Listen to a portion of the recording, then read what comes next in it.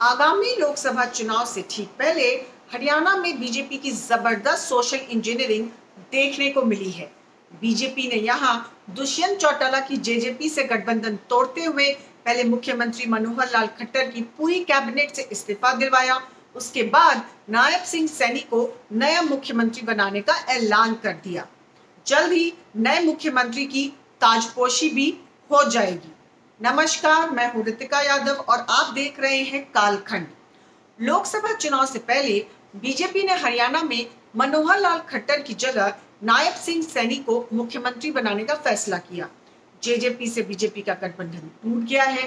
CM Manohar Lal Khattar सहित सभी मंत्रियों ने सामूहिक इस्तीफा दे दिया है, जिसके बाद बीजेपी विधायक दल की बैठक में नायब सिंह सैनी को नेता चुन लिया गया है।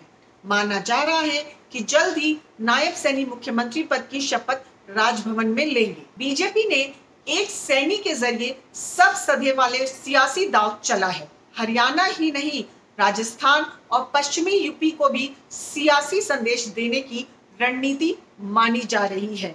नायब सिंह सैनी कुरुक्षेत्र से सांसद हैं और उससे पहले खट्टर सरकार में मंत्री रहे हैं।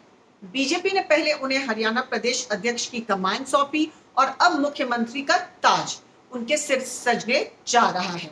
बीजेपी ने सत्ता नेतृत्व का परिवर्तन ऐसे समय किया है जब लोकसभा चुनाव की सियासी तपिश गर्म है और उसके बाद राज्य में विधानसभा चुनाव होने वाले हैं।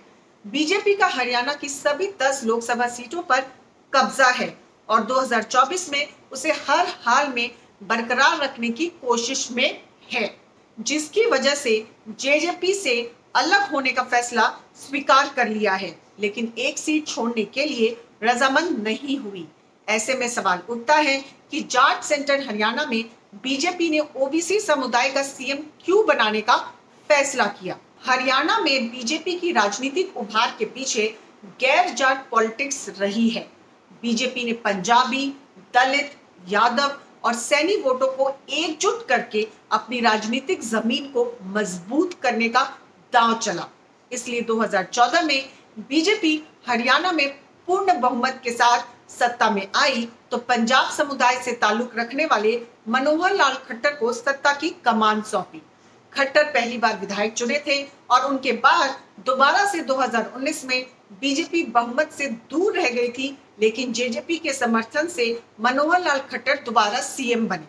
अब खट्टर की जगह नए चेहरे को चुनने का मौका आया तो गैर जाट फैक्टर का ख्याल रखते हुए नायब सिंह सैनी को सत्ता की कमान सौंपने का फैसला किया। दरअसल कांग्रेस और इनेलो ने हरियाणा की सत्ता में रहने के दौरान जाट समुदाय के इर्द गिर्द अपनी सियासत को रखे थे, लेकिन बीजेपी ने गैर जाटों के बीच नया वोट बैंक तैयार किया। बीजेपी ने अब पिछड़े समुदाय को साधने की कोशिश में जुट गई है।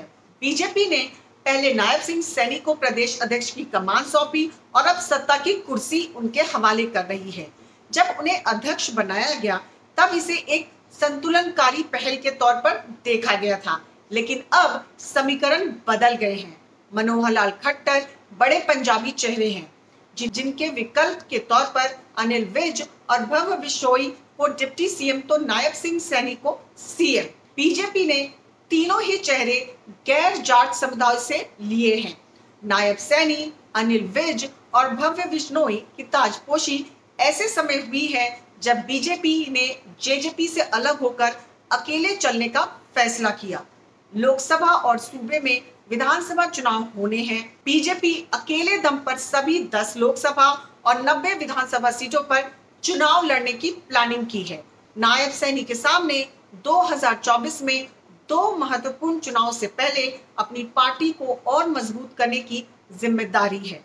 बीजेपी ने भले ही सीएम खट्टर को हटाकर सत्ता विद्रोही लहर से निपटने का दांव चला हो, लेकिन सियासी माहौल को बीजेपी के पक्ष में बनाने का काम नायब सिंह सैनी को करनी होगी, क्योंकि सरकार के चेहरा बीजेपी ने हरियाणा में ऐसा जातीय संतुलन साधा है कि कोई भी इसमें अपने आप को वंचित नहीं कह सकता। नायब सिंह सैनी को सत्ता की कमान सौंपकर ओबीसी को साधने का पूरा प्रयास किया तो अनिल विज के जरिए पंजाबी वोटों को जोड़े रखने की रणनीति है। भव्य बिश्नोई को डिप्टी सीएम बनाकर भजन लाल की विरासत को भी कैश कराने का दांव चला है। नायब सिंह सैनी ने प्रदेश अध्यक्ष के तौर पर अपनी टीम गठित किया तो उसमें एक मजबूत सोशल इंजीनियरिंग दिखी थी। हरियाणा में लोकसभा और उसके बाद विधानसभा के चुनाव होने हैं। ऐसे में बीजेपी किसी तरह की कोई कसर नहीं छोड़ना चाहती है।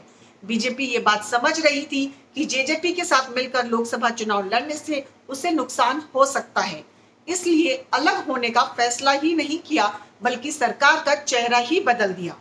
खट्टर की जगह नायब सिंह सैनी और उनके साथ अनिल विज और भव्य बिश्नोई को डिप्टी सीएम की कुर्सी सौंपी जा रही है।